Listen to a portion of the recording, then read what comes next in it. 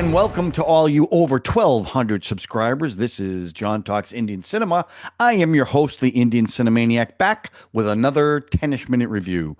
Okay, so this was a film that I did a trailer reaction on a little while back. So I really liked the trailer, and I liked the first film. This is a sequel. So I decided to watch and review 2016's Force 2, the sequel to 2011's Force, which I really liked. It's directed by Abhinay Deo, who also directed Delhi Belly, which is another favorite of mine. The cast features John Abraham as Yash, a very interesting actor. I've been reading about him, and he makes some interesting choices. He does the mainstream film, right? Big box office. And then he does like a movie like No Smoking, which was a strange movie. I liked it, but it was strange. Madres Café, Attack. I've seen a lot of movies that he's been in. Also, Sonakshi Sinha, who is in Dabangg, Bade Miyan Chote Miyan. Tahir Raj Bhasin, who plays the bad guy, who was in 83. Adil Hussain, who was in English of English, Good News and Kabir Singh. Genesis Deshmukh, who plays Maya from the first film. Now, how does she play Maya from the first film, you ask? She was killed in the first film. We'll get into that. And in a very small but important cameo, Bowman Arani, who I've seen, who's in everything. But the first film I ever saw him in was Three Idiots. In fact, there's a film with him out right now on Netflix where he plays an older guy. Meta Boys, I think it's called. I saw the trailer for it, and it looks like a good movie about a father. I'm not sure if the father has dementia, but it's about a young a son trying to help his older father. I don't know if any of you have seen it, but if you have, let me know. Okay, so Force 2. Well, a little story about the film. John Abraham had a pretty serious leg injury when they were filming in Budapest, to the point where one of the options was going to be amputating his leg. So it was severe. Now, apparently, whatever he did to correct it, they didn't have to do that. But that's pretty scary when I read that. But anyhow, the story. The story is about a group of bad guys that are eliminating, for the benefit of China, undercover raw agents. In fact, it starts off with a bunch of them getting killed. Some rather brutally. I mean, there was one scene. It was actually such a blades getting cut with a blade is something that just freaks me out big time. Always has. But there's a scene in the rain where a guy's walking. All you see is umbrellas, right? And you see this Chinese assassin. He opens up a knife, walks by this guy. You know, it's real crowded. Walks by the guy, barely moves his arm, and cuts the guy. And the guy doesn't even flinch, right? Then he takes a few steps. All of a sudden, he starts wobbling a little bit. Now he looks down on his white shirt. It's drenched in blood. He goes a few more steps and then goes down. It was great. And another one, a guy puts a wire across a road, and a guy in a motorcycle, an undercover raw agent, drives by it. And the way they showed it was, you don't see the head get cut off. You hear the crash. You see the body. But they film it in a way that it's filmed from an angle where you can't see the head. Now the camera moves down the length of the body. All of a sudden, you see the head with the helmet on it. Eee. So they're gonna, that agent happens to be a good friend of Yash, John Abraham's character. So he sends John Abraham a book with a code in it, and now he goes to Raw because he's not a Raw agent. He goes to Raw and is going to work with them to find out who's behind this and stop it before more Raw agents get killed. And he's working with a KK, a female Raw agent who, I mean, it's a little bit of cliche. She can't shoot anybody. She's never done it before till she has to. And then she's like a crack shot. So, and then through the course of the movie, you find out that the bad guy that's doing all of this is doing it for what is a pretty noble motive, and that the movie is actually dedicated to all the undercover agents who work for Raw, a real agency, and because the when an undercover agent gets killed, it's like Mission Impossible. They disavow that agent. So I guess they don't get any. The family doesn't get any benefits or anything. And this one guy, Shiv, whose father was killed while he was undercover, and you find this out in the flashback. His mother ends up killing herself in front of him and his sister over what happened to the father. So that's his motivation for wanting to wipe everybody out. Because even there's a point where they confront each other, and Abraham says, "How can you do this for the money?" He goes, "You think I'm doing this for the money? I'm not doing this for the money." And that is the story. And I mean, the story was fine. I'd give it a 3. I wasn't blown over by it. And there's a few things. Let me just go over a few things that I wrote down. It was filmed. It opens in China. And it's also filmed a lot in Budapest, which was pretty cool. Pretty cool.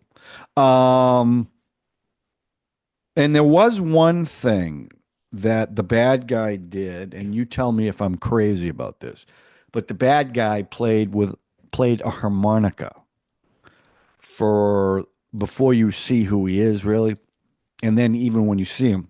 But the way they did it, the music that he plays on the harmonica, if you've ever seen Once Upon a Time in the West, Sergio Leone's film, and a harmonica plays a big, important role in the Charles Bronson character, but it sounds just like that. Now, I don't know if that was done intentionally. I have to believe it is, because it seemed so blatant. And I mean that in a good way. I mean, I thought that was really cool. But look, what else? Okay, so the action scenes were fantastic. John Abraham, they don't do it to, when these actors get older and heavier, then a lot of the fighting is in slow motion because they can't do the stuff that they used to do when they were younger. John Abraham is still, first of all, he's jacked. Now, this was 2016. I mean, I don't know if he's exactly like this. But in the first film, he literally picks up a motorcycle, and there was no special effects. He really lifted up the motorcycle. In this, he lifts the back of a car. And I would have to believe, because they made such a big deal out of the motorcycle, that he did lift that car on his own. But the action scenes were fantastic. The fight choreography was really good. He can really move. Now, there was some, in a lot of these films, like, no one can shoot except for the heroes. Because, you got 10 guys shooting at one person and nobody hits them, but he's picking off everybody. That's kind of stupid. But there's a chase scene through the city after they find out who the guy is. They get to his apartment, and he manages to escape. And there's a huge scene over roofs. It's a great, great scene. The action is great. And it goes on for a while. But it was really, really good. I really like that. There was a funny scene. They go to this club and they meet the chick named Martinez, who's a hot blonde, and she's got information. And they're speaking now. I don't know what language they were speaking. Martinez and KK were speaking a language that Yash didn't understand. But the conversation was, I'll give you the information if I get to bang him. Now he doesn't know they're saying this. So KK says, well, what should we give it to her? He goes, yeah, whatever she wants, which is so he doesn't have any idea. So they end up in the bedroom. He comes out of the shower. By the way, he takes his shirt off a lot in this movie. But he gets out of the shower just wearing the towel, and she's lying in the bed, and she's like, all right, let's get going. And he's like, what are you talking about? He goes, come on, you want to do it here? You want to do it over there? So now these thugs come in, and he starts swinging around, beating everybody up. And now KK walks in, and he's holding Martinez, and his towel drops, and you see it from the backside, so you only see the back of his legs. Very funny. I mean, that was funny. And this was not this wasn't a lot of humor in this. I mean, it was an action-packed film. And let's see, what else? Yeah, okay. The last thing I'll say about it. They do, and from what I understand, reading after I watched the film, they do an entire in the climax fight scene. They do it POV, like a first-person shooter game, and it was, it's weird because they didn't do it at any other time in the movie. So it kind of when I saw it, I was like, now why are they doing this now? Because there was like three other times they could have done it, but they chose to do it only at this one point. And I was like, okay, if you're going to do that, why would you do it throughout it? Was it just a gimmick just for the end? Although it was very cool. It was cool looking the way they did it. And I also understand it was the first time in a Bollywood film they did that. But in that scene went on for a while because it was the climax of the film. He finally confronts the bad guy. And I also like that ending too because now you understand why this bad guy's doing this. And he's trying to kill the guy, the HRD minister, played by Adil Hussein. And so that's I'm jumping around, but this is a line from the film. So they decide the bad guy's gonna try to kill HDR at this summit or the speech, whatever. So Shiv and Yash and KK, Yash says, we're gonna save him by shooting him. So they're going to save him by shooting him before the assassin can shoot him. So they do. They shoot him. So then the minister gets brought into a room, and there's five guys surrounding him. All of them get killed. So now it's only the bad guy and the minister. Well, of course, KK comes in and does a beautiful. By the way, she was the bad guy's fiance. That's why she couldn't shoot him earlier. But now she says she will shoot him. So at the end of the film, Yash comes in, and the line is, "You won't shoot me." The bad guy says to her, "You won't shoot me," and Yash goes up behind him. No, but I will. Now the bad guy starts monologuing about how what the minister did to his father is wrong, and all the agents have been wronged. And I'm going to get this guy no matter what. Well, then Yash just shoots him. Just shoots him. And that's how it ended. But yeah, so look, I'll give you my verdict in a minute. The performances, they were fine. I mean, you know what? It was John Abraham is very intense. He's very physical, and the action stuff. He's great. And even some of the funny stuff they did, he was good in that. But he's like an action star, and I appreciate that. I've seen him in other stuff where his performance is better, but for this type of film, he's really good in this. The bad guy was okay. The young guy, he was kind of smarmy, and they do a whole thing where they pretend to shoot him that I thought was completely ridiculous, but that's okay. I thought KK was okay, and there's also his wife from the first movie, because there was a scene pretty close to the beginning where he starts talking to his wife after the first scene, where he does this big fight scene. And she's just sitting there talking. I'm like, wait a minute, didn't she die in the first one? Well, it's all in his head. He imagined speaking to her a couple times throughout the movie. That's the only time you see her. So the performances, they were a 3. I mean, for this type of film. The music, listen, there was no stupid musical numbers that didn't fit at all. There was only one I would call a musical number, and it was in a club. So it's not like it didn't fit.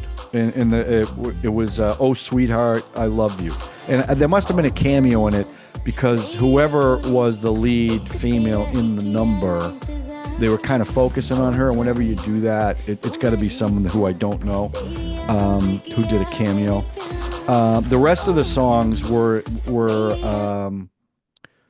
mostly incidental, although they did do kind of a strange song at the end during the credits, which, again, the film is dedicated to all the undercover raw agents who have lost their lives and the hard job that they do. But it was John Abraham, and I don't know if he was really singing or not, but it was red. He was kind of he was rapping a little bit, but at certain times he was actually just speaking like to the audience about how India is fighting back. So the music, it was fine. I gave it a 3. My overall verdict of this film, look, I've been watching some heavy, dark, political movies, and I love a good, short, all-out action film. And that's what this film was. And I really enjoyed watching it. And that's why I'm going to give the movie a 4, even though everything else was a 3. As far as the movie went, I enjoyed it. It was an action movie. It's not a deep thought movie. It's it's got a little bit of a message in it about the agents, which I appreciate. But it's about a good cop trying to do the right thing with great action. And in that regard, it was very enjoyable, and I gave it a 4. Now, let me know what you guys think about it. I liked the first one too. I liked the first film. This was much bigger, though. This definitely was bigger than that one. But I'd like to know what you guys think. If you saw it, was it a waste of your time? Again, for the type of movie it was, I thought it was really good. So that's what I think about that film. If you're new to the channel, please subscribe, hit the notification button, hit the like button. And again, my next goal is 1,500. I'm getting there. I am getting there because of you guys and L2 Emperon. I mean, let's be honest. That's ever since I posted a trailer and a review of that, the numbers are taking off, and I am so appreciative of that. So please share the videos because that's how we're going to build this maniac community. Okay. Okay, that's it. So we'll see you. We'll talk to you soon on John Talks Indian Cinema with a trailer reaction or a 10ish minute review. Thanks for watching, everybody.